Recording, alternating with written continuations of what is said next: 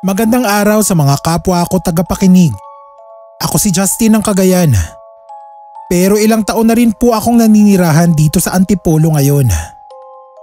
Naaalala ko lang po yung naging karanasan namin noon ng pamilya ko sa isang isla kasama ang iba pa naming kamag-anak.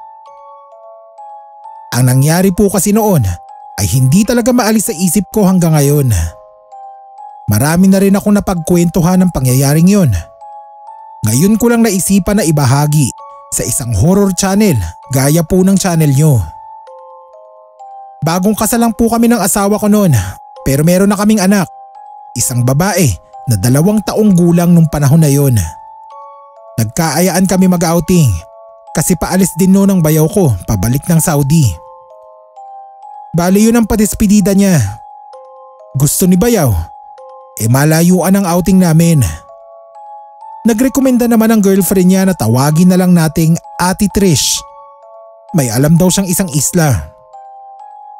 Maganda raw doon na tahimik at may kaibigan siyang nakatira ron na pwede naming matuluyan para makatipid kami. Sa madaling salita ay nakarating naman kami ng maayos sa sinasabi niyang isla. Marami kami, 2 sasakyan, kasama sina mama at papa ko. Ang asawa ko naman, wala na silang magulang at 2 lang silang magkapatid ng bayaw ko na mas matanda sa kanya. Pero kasama rin namin ang tiyahin niya at 2 pinsan na parehong mga babae. Bukod sa kanila, ay may iba pang sumabit sa amin na kamag-anak din nila. Masaya kaming lahat noon pagdating sa isla. Malinaw ang dagat kaya mukhang napakasarap talagang maglangoy. Ipinakilala kami ni Ate Trish sa kaibigan niya na tinawag niyang Ofe. Ang tanging kasama nito sa bahay ay ang lola niya. Mukha naman silang mabait. Asikaso kami. Nakahanda na talaga ang 2 kwarto na tutulugan namin. Medyo malayo nga lang sa dagat ang bahay nila. Kailangan naming maglakad ng malayo dahil walang pwedeng sakyan. Yung sasakyan naman namin ay hanggang bayan lang.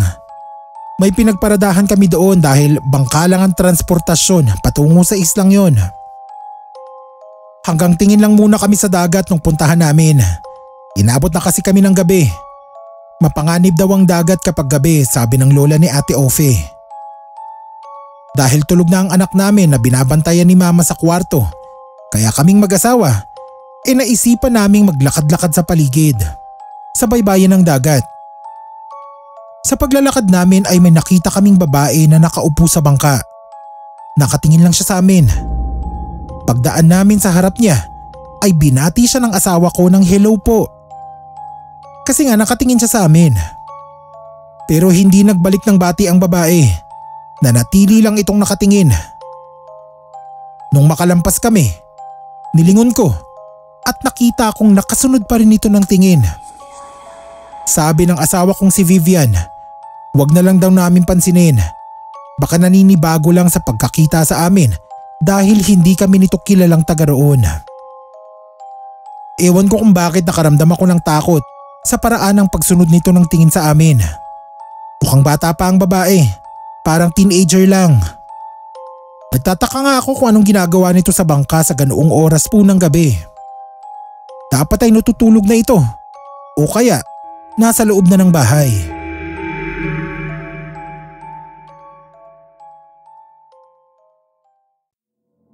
Kinabukasan habang nag-aalmusal kami sa harap ng bahay nila Ate Ofe, ay nabanggit ko sa kanila ang tungkol sa babaeng nakita naming nakaupo sa bangka.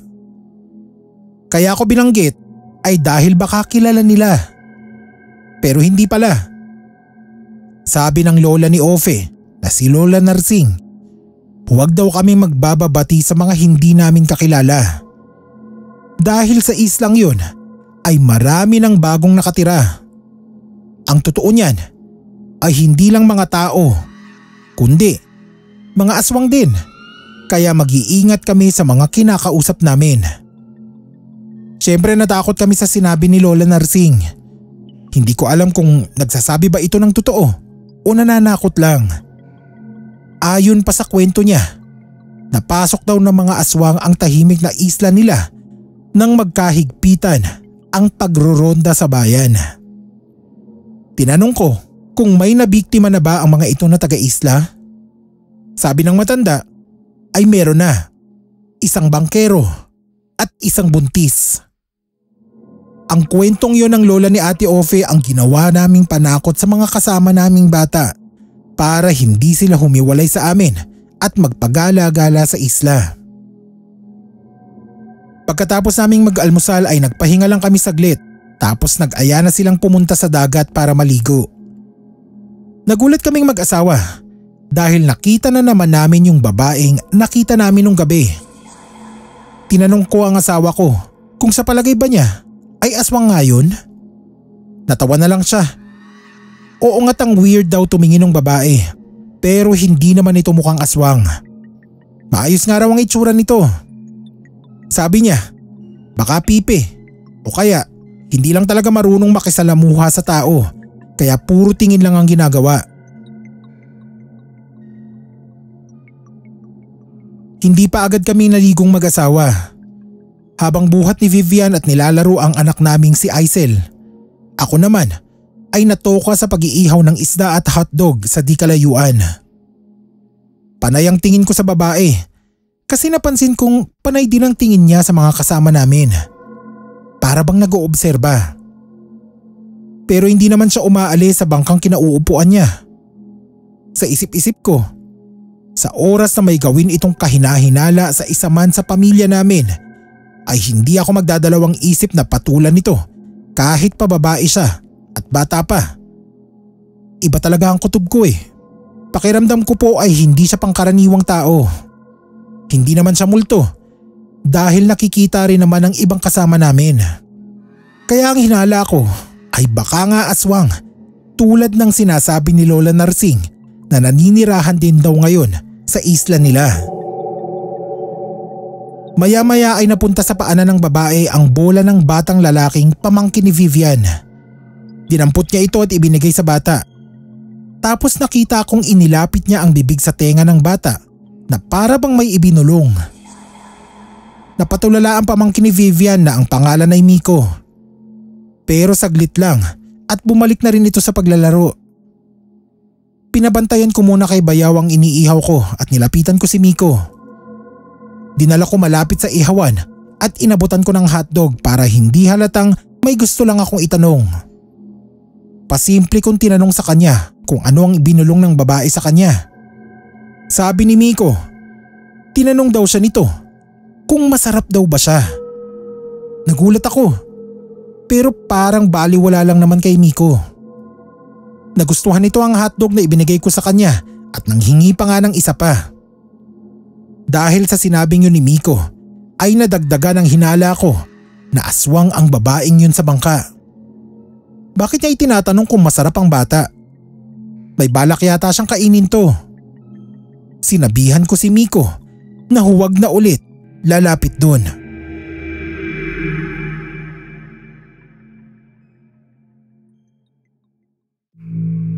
Nung gabi na, nasa loob na kami lahat ng bahay nila Ate Ofe. Bumangon ako kasi hindi pa ako dinadalaw ng antok. Nakita ko si Lola Narsing na nagbubudbud ng asin sa bintana nila at pintuan. Tinanong ko siya kung para saan ba yun. Para raw sa mga aswang. Bagong salta kami sa isla kaya mabango kami sa pang-amoy ng mga yun. Kailangan daw niya kaming protektahan. Kinausap kong mabuti si Lola Narsing. Tutal ay 2 lang kami sa sala. Sinabi ko sa kanya ang binulong ng babae kay Miko kanina. Inaasahan na raw niya yun na may lalapit at lalapit sa amin. Kaya maging mapagmatsyag daw kami. Ang babae sa bangka na nakita namin ay posibleng sugo ng mga aswang para manmanan kami. Naghahanap sila ng magandang tiyempo para may makuha sa amin.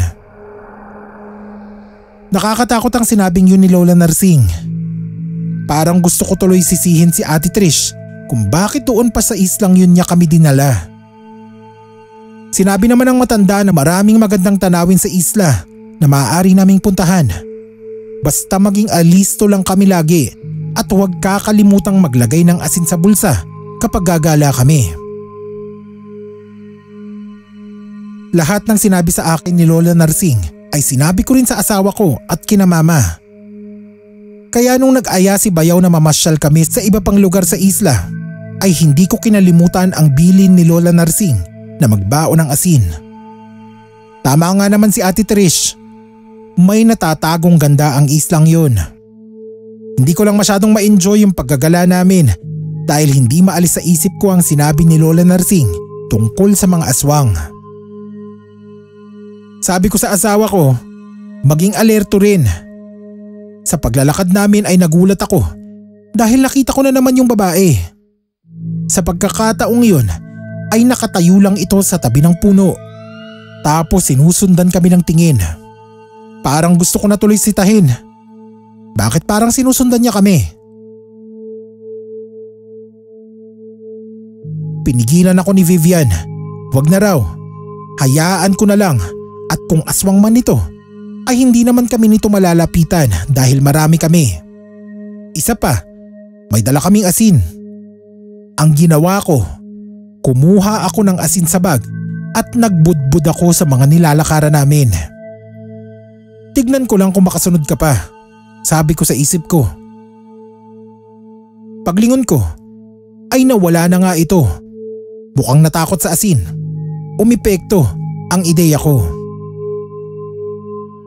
Naging maayos na sana ang paglalakwatsa naming yun. Maliban nung makarating kami, malapit na sa dulo ng kakahuyan. Hinarang kami ng isang matandang lalaki na may bit-bit na mga kahoy. Sabi niya, huwag na raw kaming masyadong lumayo dahil sa dulo ng binabagtas naming daan ay may mga nakatirang aswang. Mapapahamak lang daw kami. Kung ganon, posibleng taga roon ang babaeng lagi naming nakikita. Dahil sa sinabi ng matanda ay hindi na nga kami tumuloy. Hindi rin pala alam ni Ate Ofe na doon naninirahan ng mga aswang. Dati naman daw ay nararating nila ang pinakadulo. Malayo-layo na rin yun kaya inabot na kami ng gabi sa daan. Yung ibang kasama namin ay natatakot na dahil kami lang yata ang naglalakad noon sa daan. Baka raw bigla na lang kaming atakihin ng mga aswang. Pero sabi ko naman sa kanila ay huwag matakot. At may baon naman kaming asin. Kung kailan malapit na kami sa bahay nila Ate Ofe, ay saka naman kami biglang nakarinig ng pumapagaspas kaya saglit kaming napahinto sa paglalakad. Sabi ni Ate Ofe, magmadali na raw kami.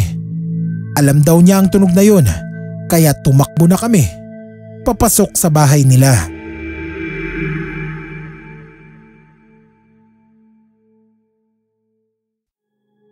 Pagpasok namin sa bahay ay kanina pa pala nag-aalala ang lola ni Ate Ofe dahil nga ginabi kami. Mabuti na lang daw at nakauwi kami ng ligtas. Isinara agad nila ang mga bintana at pinto. Sabi ni Lola Narsing, kumain na raw kami at magpahinga. Siya na ang bahalang magbantay sa buong gabi. Habang kumakain ay aswang pa rin ang topic namin. Si Bayaw, parang natutuwa pa siya sa naranasan namin. Exciting daw at may thrill. Itinago ko na lang ang inis ko sa kanya. Ako kasi, iba ang pakiramdam ko. Natatakot ako at nag-aalala. Pero siya, akala mo nasa pelikula lang, bida-bida. Ewan ko lang kung makatawa pa siya kapag sinakmal na siya ng aswang. Tinanong ko si Lola Narsing kung lagi bang ganon. Nabubuhay sila sa takot sa mga aswang? Hindi naman daw. Kasi may mga panahon din na hindi umaatake ang mga ito. Nananahimik lang sa lungga nila. Pero kapag nabalitaan nilang may nabiktima na naman ang mga ito, natural lang daw na matakot din sila. At kapag ganito na merong mga dayo, ang mga aswang daw ay hindi mapakali.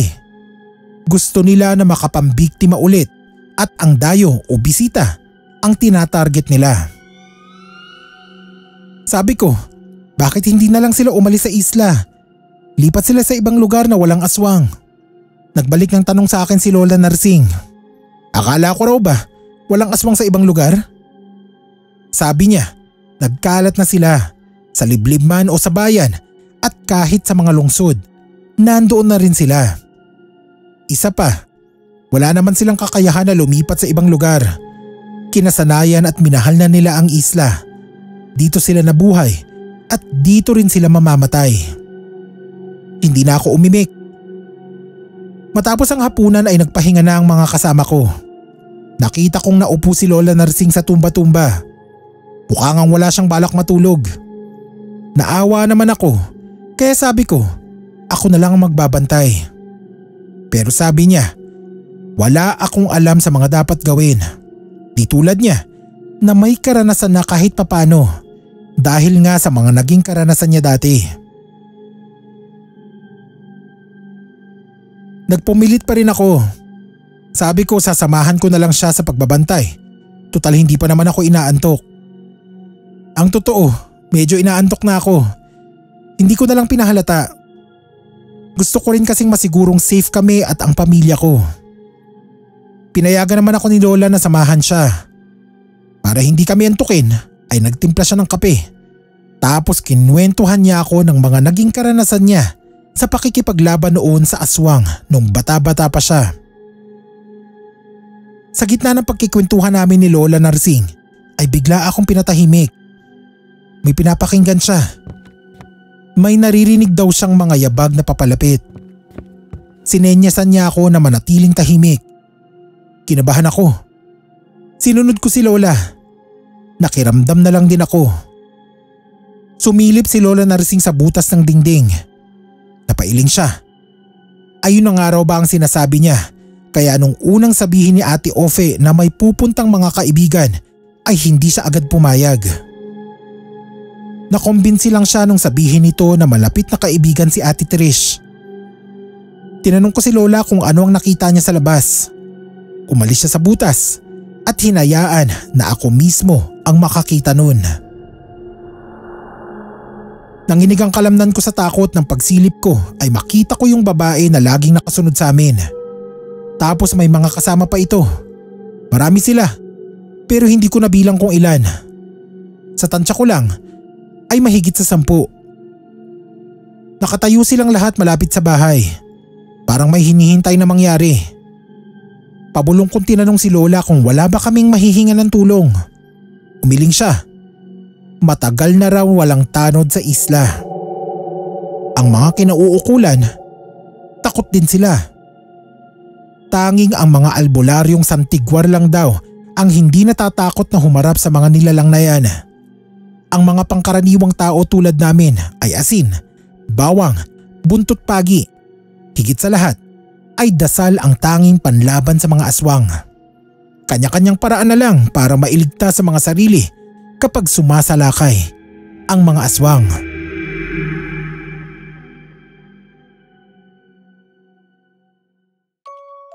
Gusto ko sanang gisingin ang mga kasama ko pero sabi ni Lola Narsing, wag na.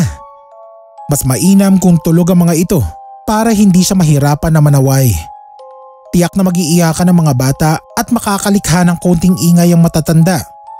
Ang kailangan daw ay katahimikan. May itinuro raw sa kanya ang kaibigan niyang santigwar kung paano mapapaalis sa mga aswang na magtatangkang lumapit. Tumayo si Lola Narsing. Sabi niya, may kukunin lang siya sa kwarto niya. Huwag daw akong aalis sa butas. Bantayan ko ang kilos nila. Pagbalik niya mula sa gilid ay may dala na siyang isang bote ng langis at kapirasong tela na kulay puti. Kasing laki ng isang gin bilog ang bote. Nilagyan niya ng langis ang tela at saka pinahid sa bandang ibaba ng pintuan, tapos ganun din sa bintana. Tinanong ko siya kung anong ibig sabihin nun. Sabi niya, may orasyon ng kaibigan niyang santigwarang langis na yon. Binilinan daw siya nito na kapag may nakita siyang mga aswang ay ipahid niya ito sa bahaging yun ng pinto at bintana. Basta sa posibleng daanan ng aswang sa pag-atake at unti-unti raw na manlalabo ang pang-amoy ng mga ito sa mga taong nasa loob ng bahay. Kailangan lang daw na ipahid niya ito kapag nariyan na talaga ang mga aswang para hindi masayang ang bisa. Kada punas nito ay tumatagal lang ng hindi hihigit sa 30 minuto kaya hindi pwedeng maaksaya. Hindi ko alam kung may bisa nga ang ginawa ni Lola Narsing.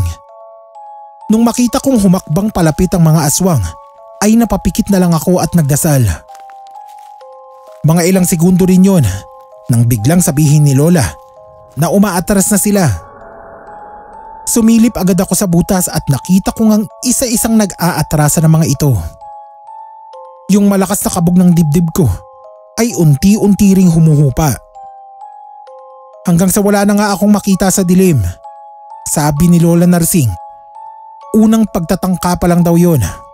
May mga susunod pa, kaya kailangan pa rin namin na mag-ingat. Hindi naman daw sa itinataboy niya kami, pero kailangang sulitin na namin ang pamamasyal bukas nang sa susunod na araw ay makaalis na kami sa isla. Kung ako nga lang ang masusunod, gusto ko kinabukasan ay umuwi na rin kami agad. Hindi bali nang hindi masulit ang pamamasyal na yon, basta maging ligtas lang kaming lahat mula sa mga aswang. Sinabi naman ni Lola Narsing, ligtas kami sa umaga. Huwag lang lalayo sa karamihan. Walang magagawa ang aswang kundi matyagan lang kami. Kailangan lang na bago magdilim ay nakapirmi na kami sa bahay at tulad kagabi ay dapat din na mabantayan ang pagdating ng mga ito para maunahan sila sa masama nilang tangka sa amin. Nung umaga ay natulog na muna ako dahil alam ni Vivian na hindi ako natulog nung gabi. Pagkagising ko ay saka kami nagpunta sa dagat para maligo kasama nila mama. Hindi ako nagkamali ng inaasahan. Nandoon na naman yung babaeng teenager na nagmamasid sa amin. Bilin ni Lola Narsing na huwag na lang itong papansinin at huwag ding lalapitan.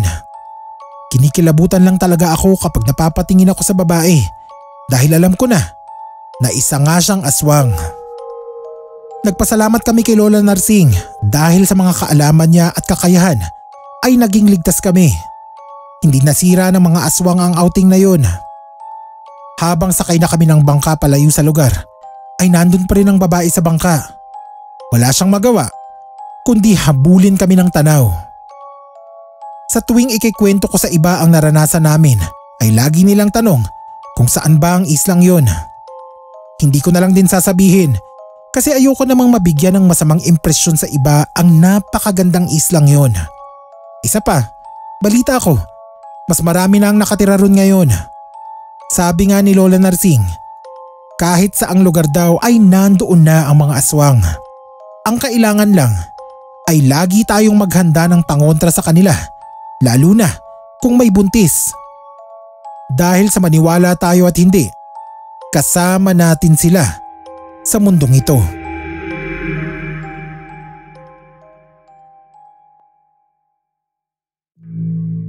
Ako po si Max. Sobrang hilig ko po sa outing, kaya kapag dumarating ang summer ay iyon agad ang unang pumapasok sa isip ko. Kung saan naman kaya kami mag-outing ng family ko o ng mga kaibigan ko. 23 years old pa lang ako nang maranasan ko kasama ng mga tropa ko ang isang kababalaghan sa loob ng isang lumang resort. Hindi naman talaga kami dapat sa resort na yun pupunta. Hindi pa kasi uso ang Waze noon. Naligaw kami.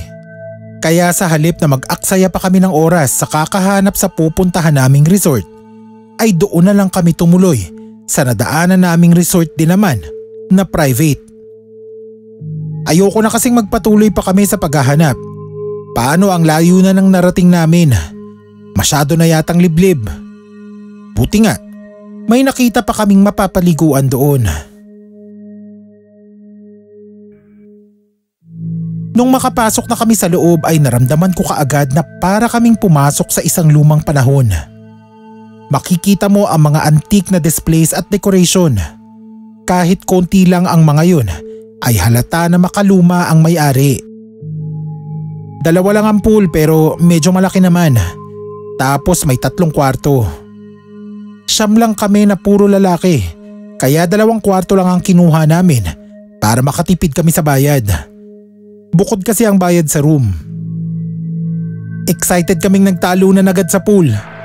2 lang ang nakita naming staff ng resort, kaya sa isip ko, malayang malaya naming magagawa ang mga gusto naming gawin kasi tiyak naman ay hindi na kami papakailaman ng 2 yun.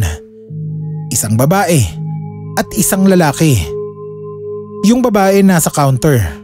Tinanong niya kami kung may dala kaming pagkain kasi sarado raw ang store sa loob ng resort dahil naka-leave ang cook nila. Buti na lang talaga, may mga baon naman kami. Yung lalaki namang kasama niya ay siya yung lifeguard at tagalinis na rin ng paligid. Nakita ko pa siyang ginugupitan ng mga halaman malapit sa pool. Hindi pa kami kumakain ay nagtalunan na agad kami sa pool. Sobrang init kasi ng panahon nun. Ang plano naman ay 3 nights kami sa resort. Malayo, kaya gusto namin sulitin ang pagkakataon na makapag-enjoy talaga. Nung bandang gabi na, umahon na ako. Napagod na kasi ang katawan ko sa kakalangoy. Pwede namang gumamit ng kusina nila kaya naisip ko ako na ang magluto ng dinner namin. Ayaw pa kasi nilang magsiahon. Nagpapasama sana ako sa tropa kong si Cody kaso masakit daw ang tiyan niya kaya nga raw siya umahon. Kaya ako na lang ang nagpunta sa kusina. Habang inaayos ko ang lulutuin ng mga prituhin, sa gilid ng mata ko ay may nakita akong dumaan na parang matabang babae sa bandang loob pa ng kusina. Yung lutuan nasa bungad lang Tapos sa loob, andoon naman yung mahabang mesa at mga upuan. Kainan yata. Natigilan ako sa ginagawa ko tapos napatitig ako sa pintuan sa loob. Ang sabi kasi ng babae sa counter, 2 lang sila ron Sino kaya yun? Medyo nakaramdam ako ng takot pero humakbang pa rin ako para silipin kung may iba pa nga bang tao roon. Nung nasa pintuan na ako ng loob ng kusina, nawala yung kaba ko nang wala akong makita.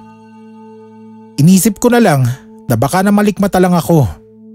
Baka akala ko lang may dumaan. Bumalik na ako sa bungad at itinuloy ang ginagawa ko. Nagulat pa ako nang biglang may kamay na humawak sa balikat ko. Akala ko talaga multo. Si Cody pala. Tinatanong sa akin kung saan ang CR kasi masakit daw talaga ang tiyan niya. Parang gusto niyang magbawas.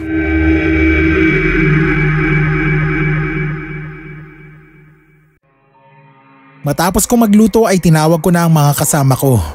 Sabi ko, ahon muna sila. Luto na ang hapunan namin. Nag-ahon na naman sila at mga gutom na rin. Doon kami kumain sa mesa sa loob ng kusina. Nasa kalagitnaan na kami ng pagkain nang biglang may inalok si Frank. Sabi niya, "Kain pute." Napatingin ako sa direksyon kung saan siya nakatingin. Tinanong ko kung sino ang inalok niya. Lahat kami napatingin sa kanya noon. Sabi niya, si ate raw na nasa likuran ng isang tropa namin malapit sa upuan niya. Sabi ko, wala namang tao ron. Kami lang magtutropa ang nasa loob ng kusinang yun. Nainis si Cody at sabi ay huwag daw magbiro si Frank kasi hindi nakakatuwa. Kita ko sa ekspresyon ng mukha ni Frank na parang nabigla rin siya. Tapos binawi niya ang sinabi. Nagbibiro lang daw talaga siya. Tinitesting lang niya kung matatakot kami. Ayun, pinagbabatukan na siya ng mga tropa. Pero ako, hindi ako naniniwalang nagbibiro lang siya. Pagkatapos naming kumain ay nakita ko si Frank na mag-isang nagyoyosi sa upuan sa gitna ng mga halaman. Nilapitan ko siya. Pilit ko siyang pinaamin sa totoong nakita niya. Iginiit niya sa akin na nagbibiro lang talaga siya. Sabi ko, hindi niya kailangang maglihim sa akin kasi nakita ko rin nung nagluluto pa lang ako ng hapunan. Sa gilid nga lang ng mga mata ko, pero nakita ko. Inisip ko na lang na malikmata lang yun para hindi ako matakot. Dahil sa sinabi ko ay napilitan din siyang umamin. Oo raw, isang babae na mataba at nakasuot ng apron. Nakatayo raw sa likuran ng tropa naming si Gustav. Nawala raw sa isip niya na 2 staff lang ang kasama namin sa resort. Kaya inalok niya yung babae. Pero nung magtanong na raw ako kung sino ang inalok niya, ay bigla raw itong nawala. Kaya alam na niya na isa lang itong multo. Napamura ako. Sabi ko ang malas naman. May multo pa sa resort na napuntahan namin. Sinabihan ako ni Frank na huwag nang mag-ingay. Huwag na lang daw naming sabihin sa mga tropa dahil baka matakot lang ang mga ito, lalo na si Cody na napakaduwag. Mag-enjoy na lang daw kami. Ang mga multo naman daw ay nagpapakita lang pero hindi nananakit, kaya huwag na lang naming pansinin. Sumang-ayon naman ako sa kanya. Sabi ko, huwag na lang sanang magpakita ulit kasi hindi ko alam kung hanggang saan ako pwedeng magtago ng takot ko. Kaya naman nung unang gabi pa lang na yun ay hindi na agad ako makatulog. Mas duwag pa yata ako kay Cody dahil hindi maalis sa isip ko yung multo ng matabang babae sa kusina. Parang gusto kong tanungin yung staff kung dati bang empleyado sa resort na yon ang babae. Baka dating cook o ano. Sana doon lang siya magpakita sa kusina. Dahil kung pati sa ibang bahagi ng resort lilitaw siya, ay baka mapaaga ang uwi namin. Hindi talaga ako makatulog kaya bumangon ako. Lumabas ako ng kwarto. Gusto ko sanang uminom ng tubig pero natatakot naman ako magpunta ng kusina. Lalo pa at tulog na ang mga tropa ko. Tumambay ako sa terrace na tanawang pool. Napakunot ang noo ko nang makita ko yung babaeng staff sa counter. Nakatayo siya sa gilid ng pool at tila may kinakausap. Nakikita ko kasi siyang nagsasalita kaso wala naman akong nakikita na tao sa harapan niya. Maski sa likuran. Yung para bang nakikipagkwentuhan talaga siya. Inaninag kong mabuti. Madilim kasi sa bahaging yon. Tapos nakita ko yung lalaki na palapit sa babae. Nung makita niyang palapit na ang lalaki ay nagmadali siyang umalis sa kinatatayuan niya.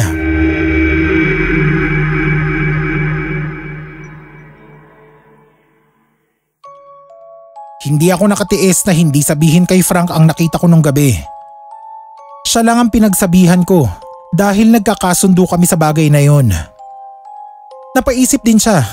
Tapos nagkaroon kami ng sikretong misyon na obserbahan ang babaeng staff sa counter na nalaman naming Rose ang pangalan dahil sa ID nito. Habang abala ulit sa pagsiswimming ang mga tropa namin nung umaga, kami ni Frank ay patingin-tingin sa counter area kung saan doon lang namin nakikitang nakapirmis ang babae. Maya-maya ay nawala siya ron. Tumayo kami ni Frank para alamin kung saan siya nagpunta. Pagdaan namin sa kusina ay namataan ni Frank na pumasok ito sa loob. Kaya kaming dalawa, daig pa namin ang mga detective na sumunod doon. Nagpunta rin kami sa kusina. Sa bintana ng kusina kami pumuesto para makita namin kung anong gagawin nito roon. Nagulat kami nang bigla itong magsalita na parang may kinakausap sa loob. Nakatalikod siya sa bandang bintana pero dinig na dinig namin. Kinukumusta niya ang nasa loob at tinatanong pa niya kung kumain na raw ba ito, kung nagkape na. Wala naman kaming narinig na sagot. Nagkatinginan kami ni Frank. Hindi namin makita ang kabuuan ng kusina dahil nagsisiksikan lang kami sa pagsilip sa bintana. Pero iisa lang ang duda namin, na baka ang kinakausap niya ay ang babaeng multo. Baka kamag-anak niya ito o kakilala dati. At meron siyang third eye kaya nakikita rin niya ito gaya ni Frank. Ako hindi ko pa naman nakita ng as in harapan yung multo na yon. Sa gilid lang ng mata ko at daan lang. Nung makita namin na papalabas na sa kusina si Miss Rose, ay nagmadali na kaming umalis doon. Habang nagiinuman kami nung gabi, tumayo si Gustavo at nagpaalam na magsi-CR lang daw siya saglit. Tapos, bigla na lang naming narinig ang sigaw niya. Nagtayuan kaming lahat. Pupuntahan na sana namin siya sa CR para alamin kung ano nangyari. Nakasalubong na namin siya. Humahangos pabalik sa amin. Isinasara pa ang zipper ng shorts niya. May multo raw sa CR. Tinanong namin kung anong itsura ng multo. Yung sinabi niya ay tumutugma sa multong alam na namin ni Frank. Siyempre hati-hati ang opinyon namin. Yung iba natakot, yung iba nagtawa, tapos meron namang gusto nang umuwi. Kami ni Frank ang nagpakalma sa kanila. Si Cody at Gustav, sila talaga yung nagpupumilit ng umuwi. Nagpunta sila sa room para i-impake yung mga gamit nila. Habang nag-uusap-usap pa kami sa labas, ay lumapit sa amin yung lalaking staff at tinanong kung anong problema. Hindi na kami nagkaila. Tapos tinanong na rin ni Frank kung sino ba yung babaeng multo na nagpapakita sa kusina at sa CR. Sabi ng lalaki, nanay daw yun ni Miss Rose. Iyon ang dating cook dito sa resort. 4 na taon na mula nang mamatay. Bakit naman parang kinakausap pa ni Miss Rose? Kasi nakita namin itong nagsasalita mag-isa Ganun lang daw talaga yun dahil para sa kanya ay buhay pa ang nanay niya at hindi isang multo. Sa tono ng pagsasalita ni kuya parang tanggap na niya yung sitwasyon o nasanay na lang siya. Sabi niya, bumalik na raw kami sa room namin. Nakarami na raw kami ng inom. Kailangan na naming magpahinga. Sinunod namin siya.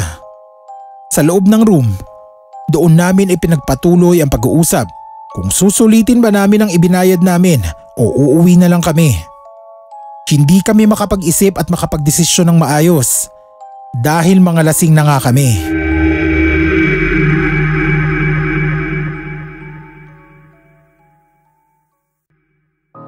Desidido na talagang umuwi sina Gustav at Cody. Bit-bit na nila ang mga bag nila. Ang problema, iisa lang naman ang dala naming sasakyan noon. Yung van ng airpat ni Frank na hiniram lang namin.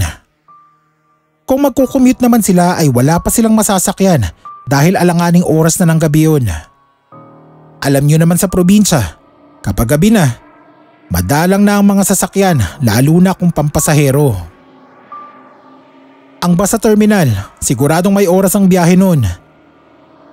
Dahil sa sitwasyon ay nagkaroon kami ng konting pagtatalo. Nagpupumilit kasi sina Gustav at Cody na umuwi. Nasabihan tuloy sila ni Frank na mga duwag, mga walang bayag. Nagkakainitan na sila, inawat lang ng iba pa naming tropa. Lumabas muna ako ng kwarto para magpahinga sana. Kaso pagbukas ko ng pinto, napaatras ako nang makita ko si Miss Rose na nakatayo sa harap at nakatingin lang ng diretso sa akin.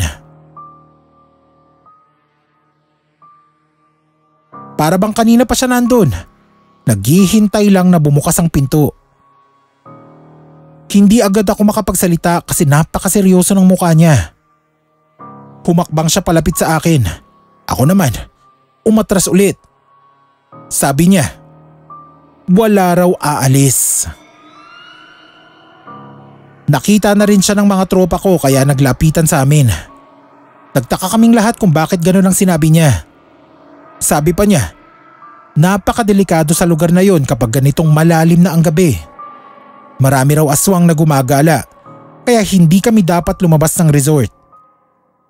Nagkapalitan kaming magtotropa ng tingin. Aswang ba talaga? O multo? Sa isip ko lang. Pagkasabi noon umalis na si Miss Rose.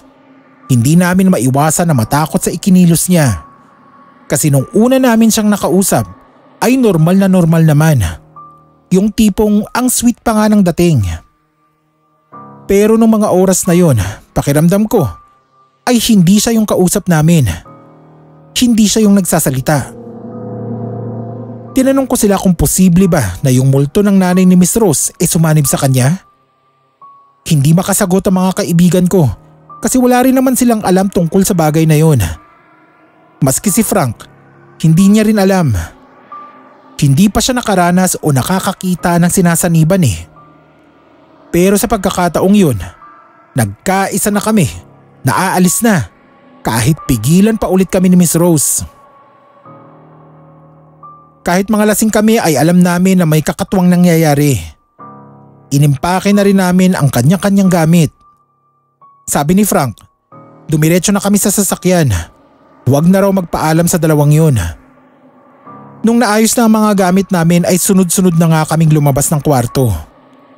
Pero pagpunta namin sa dala naming sasakyan ay ayaw nitong umandar. Nagmura si Frank.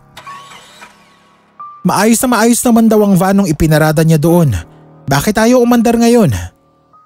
Bumaba siya at chinek kung anong problema. Wala naman siyang makitang problema, kaya bumalik siya sa loob ng sasakyan. Mahina ang boses na sinabi niya sa amin. Mukhang napapaglaruan kami. Bumaba ang iba pa naming tropa. Chinek din nila. At tulad ni Frank ay wala rin silang nakitang problema. Sabi ni Cody, lumabas na kami at humingi ng tulong. Baka may mahingan kami ng tulong sa labas. Kasi kung kay Kuya o Miss Rose kami hihingi ng tulong, baka mas lalo lang lumala ang sitwasyon. Dahil mukhang sila nga ang may gawa kung bakit hindi namin mapaandar ngayon ang sasakyan eh.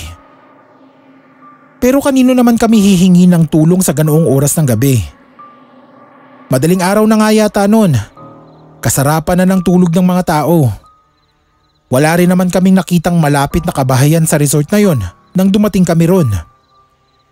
Hindi pa kami nakakapagdesisyon ng maayos nang makita namin na papalapit sa amin si Kuya. Saan daw kami pupunta? Sinabi namin gusto na naming umuwi, kaso ayaw umandar ng sasakyan. Bakit daw kami uuwi? Si Frank ang matapang na humarap sa kanya. Sabi ni Frank, wala raw pakialam si Kuya kung gusto na naming umuwi. Nagbayad naman daw kami at walang atraso sa kanila, kaya aalis kami kung kailan namin gusto.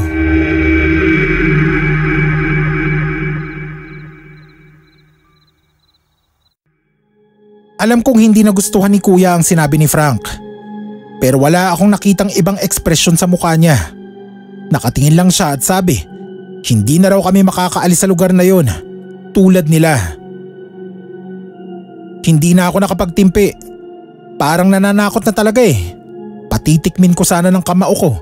Kaya lang pagsuntok ko sa kanya ay para akong sumuntok sa hangin. Ewan ko kung maniniwala kayo, pero yun talaga ang naranasan ko. Yung nasa harap mo siya pero hindi mo nahawakan. Isa lang ang pumasok sa isip ko, na isa rin siyang multo. Sabi naman ng mga tropa ko, nakita nilang tumama ang kamao ko sa mukha nito, kaya ayaw nilang maniwala na multo na lang din ito. Sabi pa nila, buti na lang daw at hindi ito gumanti. Mukhang hindi naman daw nasaktan sa suntok ko. Hinayaan ko na lang kung anong isipin nila. Hindi ko na ipinilit ang naramdaman ko. Desperado na kaming makalabas ng resort, kaya hindi na namin inintindi si Kuya.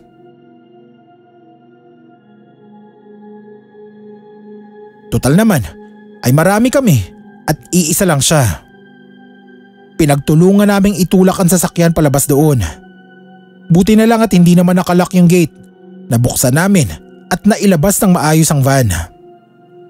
Nakalabas na kami sa lumang resort na yon, kaya kahit papaano nawala na yung takot namin.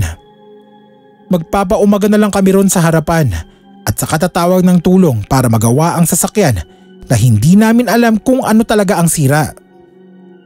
Hindi namin namalaya na nakatulog na pala kaming lahat sa loob ng van. Nagising na lang kami sa sigaw ng naglalako ng pandesal na nakabisikleta. Tinawag namin at bumili kami kasi pare-pareho na kaming nagugutom. Tinanong kami ng magpapandesal kung saan daw ang tungo namin. Kung mag-outing daw kami ay may alam daw siyang resort. Ang sinabi niya ay yung resort na hinahanap talaga namin. Pero wala na kaming balak na tumuloy pa ron kasi nanggaling na kami sa resort na yan. Sabay turo ko sa nakasarang gate ng resort. Napakamot sa ulo ang magpapandesal. Sabi sa amin, gumagana na pala ulit yan. Naging interesado kaming lahat sa sinabi niya. Kasi bakit niya sinabing gumagana na ulit? Inusisa namin siya tungkol doon. Sa pagkakaalam daw kasi niya ay nagsara na ang private resort na yon kasi hindi na niya nakitang nagbukas ang gate at tinubuan na ng mga ligaw na damo. Nung open pa raw kasi yon ay alagang-alaga ang paligid nun at laging nakabukas ang gate. Natatanaw nga raw nila ang loob. Matagal na raw niyang hindi nakikitang nakabukas kaya akala niya nagsara na. Nag-ooperate pa pala. Nagkatinginan kami ng mga tropa. Tinanong ni Frank kung kakilala ba niya ang may-ari o mga namamahala sa resort. Hindi raw niya kilala sa pangalan Basta alam niya, 3 ang katiwala ron. Isang mag-ina, tapos isang lalaki. Hindi rin daw niya alam kung sino ang may-ari kasi dumadaan lang naman siya ron kapag naglalako siya ng pandesal. May isa pa kaming tinanong kung kailan niya huling nakita na nakabukas ang gate. Matagal na raw, mga 2 taon na. Tama naman ang sinabi niya na 3 ang dating katiwala. Kasi kung tutuusin, 3 talaga sila. Kaya nga lang, namatay na ang nanay ni Miss Rose. Pakiramdam ko nun ay nagtatayuan ang mga balahibo ko habang iniisip kung multo na rin ba ang 2 staff. Ang nakakagulat pa ay nung subukan ulit ni Frank ang sasakyan ay umandar ito. Habang pauwi kami ay wala kaming ibang pinag-usapan kundi ang nangyari sa resort. Kanya-kanya kami ng haka-haka sa kung ano ba talaga ang totoong nangyari sa amin.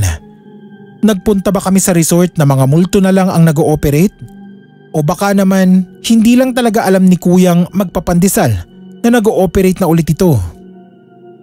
Isa lang ang sigurado ko. May multo talaga sa lumang resort na yon.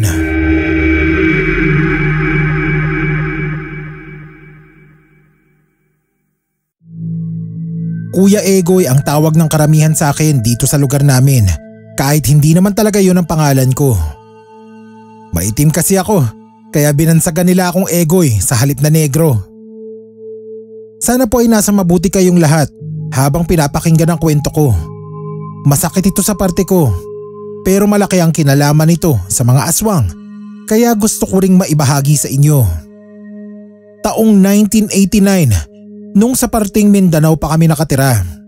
Doon kami nakaranas ng kababalaghan sa tabing dagat. Tubong Maynila po talaga ako.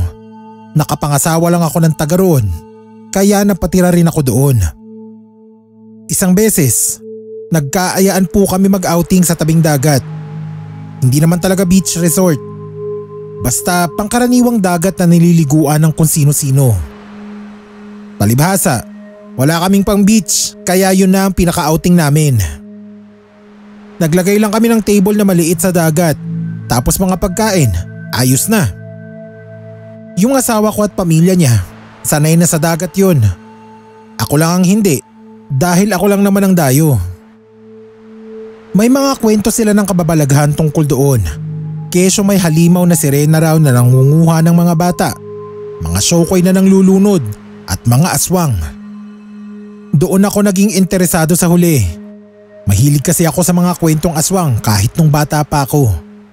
Sabi nila, nung panahon ng lolo ng asawa ko, marami na raw ang nabiktima ng aswang na mga taga roon lang din, malapit sa dagat.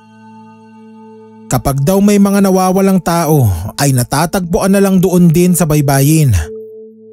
Yung mga tira-tira na pira-pirasong katawan. Naniniwala ang mga taga roon na aswang ang may gawa.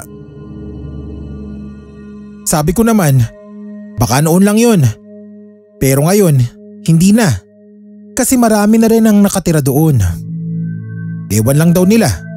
Wala pa naman kasi ulit na pabalitang inatake ng aswang. Binibiro ko nga si Betty, ang misis ko. Bakit ka ako doon pa kami mag-outing sa dagat na yun kung mapanganib naman pala? Ang daming kababalaghan. Tumawa lang siya kasi puro kwento lang din naman sa kanya ang mga kinwento niya sa akin. Hindi pa siya nakaranas talaga ng kababalaghan doon. Alam mo naman ang matatanda. Marami talaga silang baon na kwento para siguro hindi kami mainip. Sabay tingin namin pareho kay Lolo Peng. Wala pa kaming anak ni Betty nung panahon na yon. Kaya yung oras at atensyon talaga namin ay nakapoko sa isa't isa. Para lang kaming magjowa. Kunting mawala ako sa paningin niya, hinahanap agad ako. Ganoon din naman ako sa kanya. Yung tipong akala mo laging mawawala. Nung araw na yun, kami ang natoka sa pagluluto ng mga dala naming pagkain. Medyo napagod kami kaya nang matapos ay inaya ko muna siyang mag-relax na muna kami sa dagat. Masayang masaya kami ni Betty nung mga sandaling yun. Parang walang problema. Hawak ko yung kamay niya habang naglalakad kami sa tabing dagat. Marami kaming pinlano at pinag-usapang pangarap.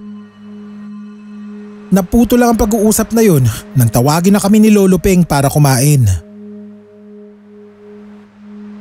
Pagkatapos kumain, gusto ng asawa ko na maligo kami sa dagat. Kaso biglang dumating doon yung pinsan niyang lalaki. Nagpapatulong sa akin na ayusin saglit yung kulungan ng baboy na nasira dahil baka makawala raw ang mga ito.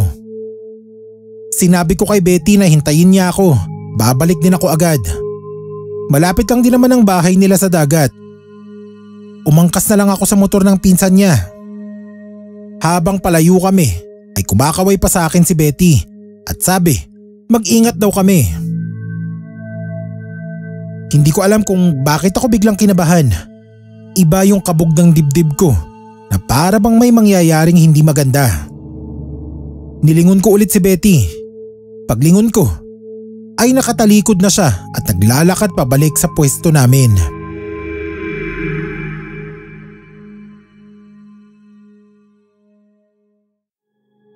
Medyo natagalan kami ng konti sa pag-aayos ng kulungan ng baboy pero naayos din naman. Pagkagawa ay hiniram ko na lang ang motor ng pinsan ni Betty. Nagpaiwan na kasi siya at may aasikasuhin pa. Pagdating ko sa dagat ay tinanong ko agad si Lolo Peng kung nasaan ang asawa ko. Sabi niya, nagpunta na raw sa dagat, naligo na. Medyo nainis pa ako kasi sabi ko, hintayin ako eh. Nagpunta na rin ako sa dagat. Pero hindi ko siya makita. Tinanong ko yung mga pinsan niya at kapatid. Nagpalingali nga sila. Sabi, kanina lang, andoon si Ate Betty nila eh. Sabi naman ng kapatid niyang si Brian, nakita raw na naglalakad patungo sa kabilang bahagi ng dagat. Itinuro niya sa akin yung direksyon. Tinatawag daw niya pero hindi lumingon. Pinuntahan ko agad doon sa tinuro niya.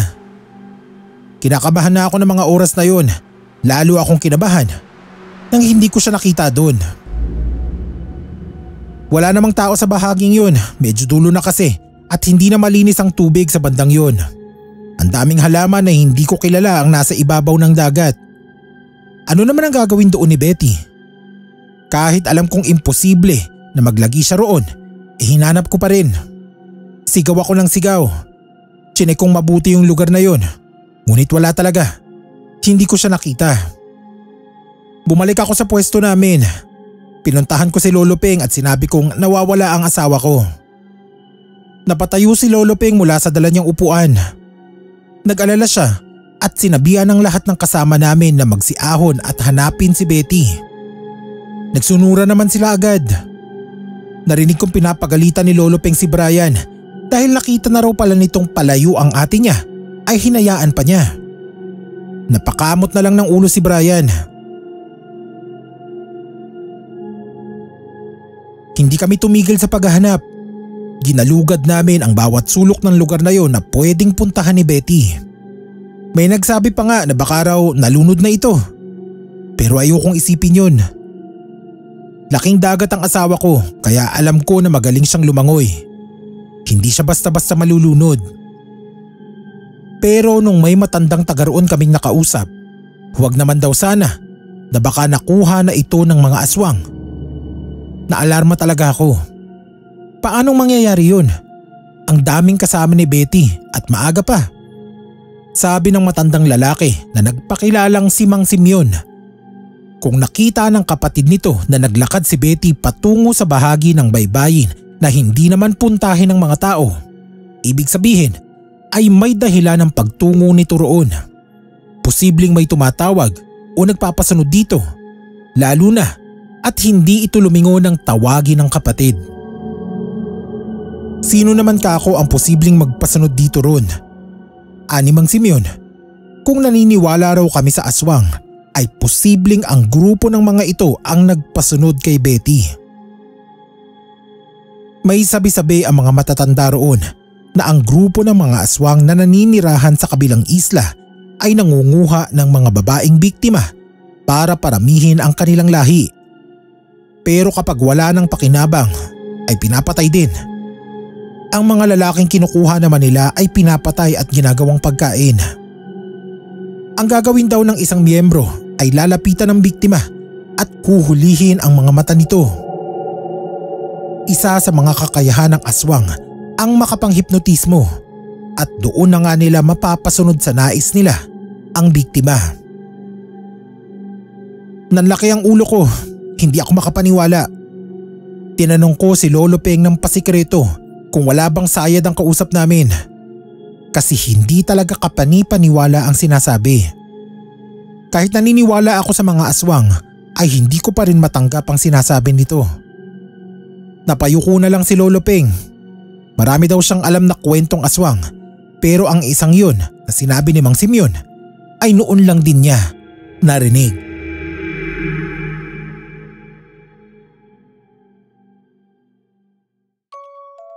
Hindi ako umalis doon hanggat hindi ko nahahanap ang asawa ko. Habang lumilipas ang oras na hindi ko pa siya natatagpuan ay lalo akong nakakaramdam ng takot. Umiiyak na nga ako. Marami namang tumulong sa amin sa paghahanap, kaso wala rin silang nagawa. Hindi rin nila nakita. Kahit ayokong maniwala sa sinasabi ni Mang Simeon ay nagpasama na rin ako kay Lolo Peng na puntahan ito sa bahay at kausapin tungkol sa mga aswang. Nawawala na kasi ako ng pag-asa. Para daw mas maintindihan namin ay sasamahan na lang daw niya kami sa kakilala niyang Santiguar. Ito raw ang higit na nakakaalam tungkol sa mga aswang. Nung gabing yun ay pinuntahan nga namin ito. Ang layo ng nilakad namin para marating ang bahay ng Santiguar. Wala raw talagang sasakyan patungo roon dahil sa hindi magandang kondisyon ng daan.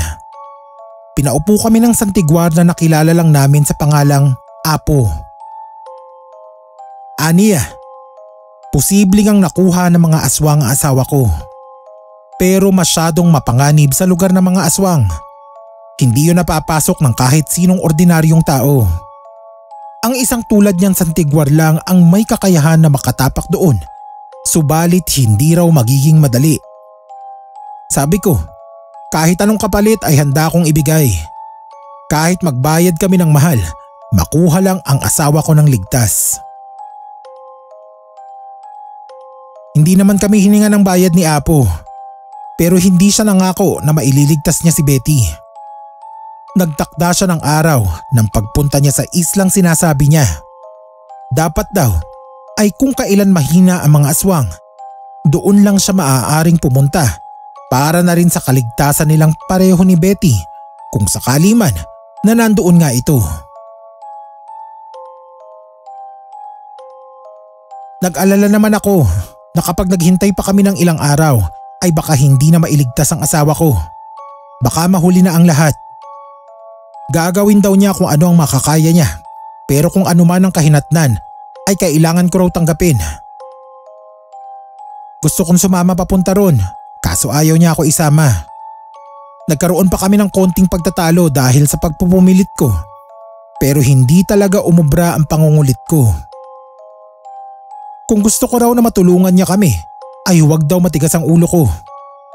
Wala akong nagawa nung araw na nagtungo ang Santiguar sa lugar na sinasabi niyang pugad ng mga aswang, kundi ang maghintay. Hindi ako mapakali. Parot-parito ako ng lakad sa tabing dagat. Inaabangan ang pagbabalik ng bangkang ginamit ng Santiguar patungo roon. Kasama ko si Lolo Peng at Mang Simeon sa paghihintay. Panay din ang dasal ko. Lahat na yata ng santo ay natawag ko. Ilang oras din ang nakalipas nang mamataan na namin ang bangka na pabalik. Napakunot ang noo ko nang makita kong wala si Betty sa bangka. Napaupo na lang ako sa pagkadismaya. Napaiyak talaga ako. Para akong batang naglupasay sa buhangin. Sabi ni Apo, hindi niya nakita roon ang asawa ko. Ni walang bakas nito. Kung hindi nalunod at hindi rin kinuha ng mga aswang si Betty, nasaan ito? Tumigil na sa paghahanap ang mga rescuers habang si Apo ay nag-iisip pa rin daw kung paano kami matutulungan. Gulong-gulo ang isip ko nung mga panahong yon. Nasa pagitan ako ng susuko na o hindi pa. Pinalalakas na lang ng pamilya ni Betty ang loob ko. Gusto man akong damayan ng mga magulang kong nasa Maynila ay hindi naman nila magawa dahil hindi na nila kayang bumiyahe ng ganun kalayo. Sinabi ko sa kanila na okay lang ako Kahit pakiramdam ko noon ay wala na ring halaga ang buhay ko.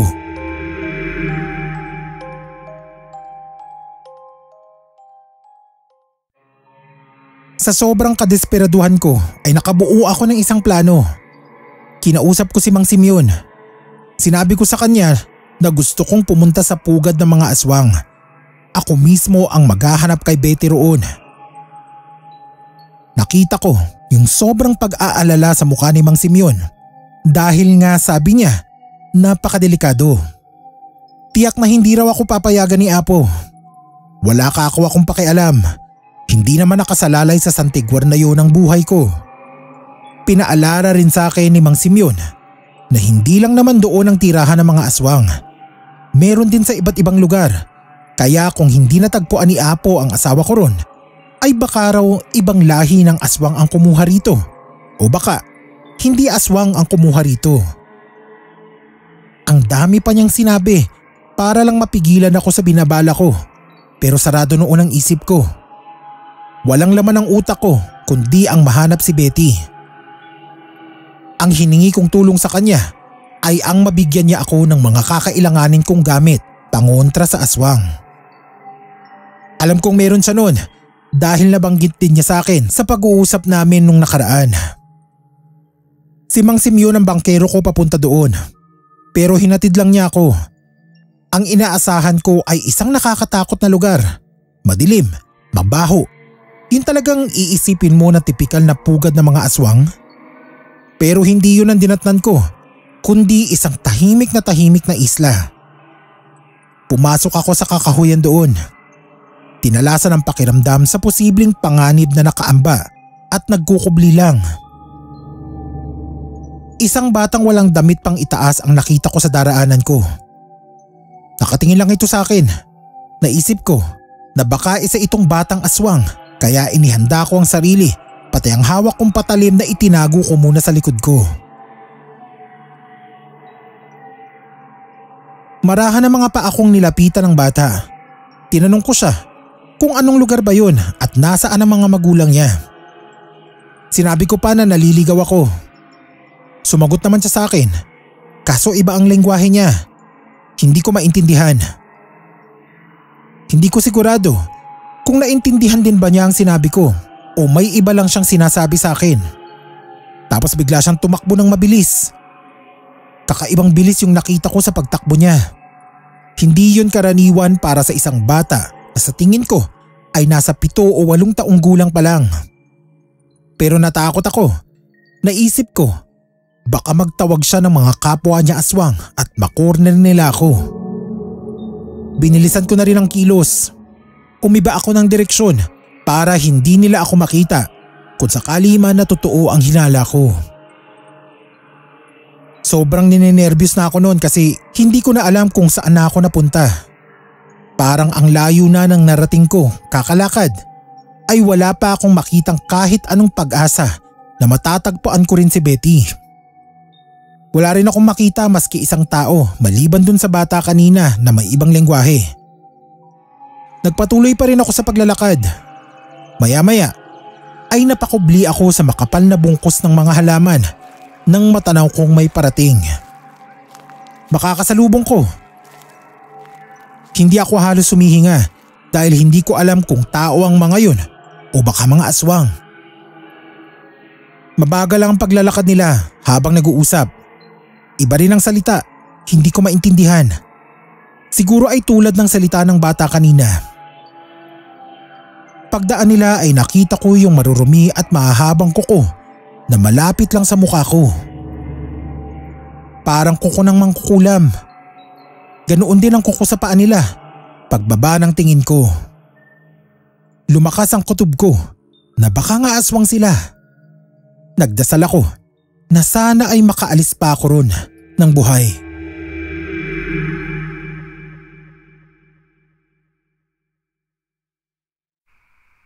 Habang lumalatag ang dilim ay palabo na rin ang palabo ang pag-asa ko na makikita ko pa sa lugar na yun si Betty. Kaya kahit labag sa kalooban ko ay nagpasya na rin akong umuwi na. Ang problema ay hindi ko na matandaan ang daan pabalik. Pasikot-sikot ako. Tapos bigla na lang ako nakarinig ng mga yabag na parang papalapit ng papalapit sa akin. Paglingon ko ay nakita ko ngang may mga parating at hindi lang isa kundi marami sila. Sinusugod nila ako na para akong isang masarap na putahe. Tumatakbo sila. Nawala na ako sa sarili ko noon, basta tumakbo na lang din ako ng tumakbo nang hindi ko na talaga alam kung saan ako patungo. Hanggang sa matanaw ko na ang dagat. Pakiramdam ko nga ay lumilipad na ako sa sobrang bilis, dala ng matinding takot. Tinalon ko na ang tubig at saka ako lumangoy ng lumangoy. Mas gugustuhin ko pang malunod kaysa malapa ng mga aswang. Sinwerte pa ako dahil bago bumigay ang katawan ko sa paglangoy ay nakita na ako ng isang mangingisda. Isinakay ako nito sa bangka niya at tinulungan na makauwi. Nang sabihin ko sa kanya ang nangyari sa akin sa isla ay hindi siya makapaniwala. Hindi raw niya alam na pugad ng mga aswang ang islang yun. Sa pagkakaalam niya ay bihira ang naliligaw doon. Pero wala naman siyang nabalitaan na may naninirahang aswang doon. Hindi ko na rin alam kung ano ang iisipin ko sa mga sandaling yun na akala ko talaga ay katapusan ko na. Nagulat na lang ako pagbalik ko sa bahay nang salubungin ako ni Lolo Peng. Saan daw ba ako nang galing? Kanina pa nila ako hinahanap dahil si Betty raw ay natagpuan na sa loob ng bodega ng Dayami. Dinala na raw ito sa pinakamalapit na ospital. Nalaman ko na ang may sala ay mismong si Mang Simeon. Ito pala ang kumuha kay Betty nang matsyempohan niyang walang kasama sa isang parte ng baybayin. Dinala niya sa bodega para doon pagsamantalahan. Ibinintang niya sa mga aswang ang masama niyang ginawa dahil akala niya ay malulusutan niya yon. Ang paglapit at pagtulong niya sa amin sa paghahanap kay Betty ay isa lang palang paraan para hindi siya mapaghinalaan. Hindi ko napigilan ang sarili ko. Bago ko puntahan sa ospital si Betty ay si Mang Simeon muna sana ang uunahin ko para ipatikim dito ang galit ko. Pero hindi na natuloy ang pagsugod ko nang pagdating ko sa bahay nito ay inilalabas na ang bangkay nito. Ito na mismo ang nagwakas sa sarili niyang buhay. Sabi ng iba, hindi na kayanan ng konsensya. Sabi naman ng iba ay ayaw makulong. Pero kung ano pa man ang dahilan ay wala akong pakialam. Dinuraan ko pa ang pagdaan ng labi niya sa harapan ko. Awang-awa ako kay Betty. Nalaman ko na sinaktan din pala siya nito at hindi pinapakain. Mabuti na lang at may kabataang lalaki na nasilip siya roon kaya ipinagbigay alam sa nanay nito at ang nanay naman nito ang nagsabi sa iba na may babae sa bodega ng Dayami. Kinikwento ko rin kay Betty ang mga ginawa naming paghahanap sa kanya pati ang tungkol sa mga aswang. Hindi siya makapaniwala nang sabihin ko na hindi lang pala ito gawa-gawa. Totoo sila. Pero wala pala silang kinalaman sa pagkawala niya. Sa ngayon po ay tahimik na kaming namumuhay ng asawa ko dito sa Antipolo at meron na rin kaming 2 anak na parehong lalaki. Ang naging karanasan namin sa lugar nila ang nagbigay na higit na katatagan sa pagsasama namin.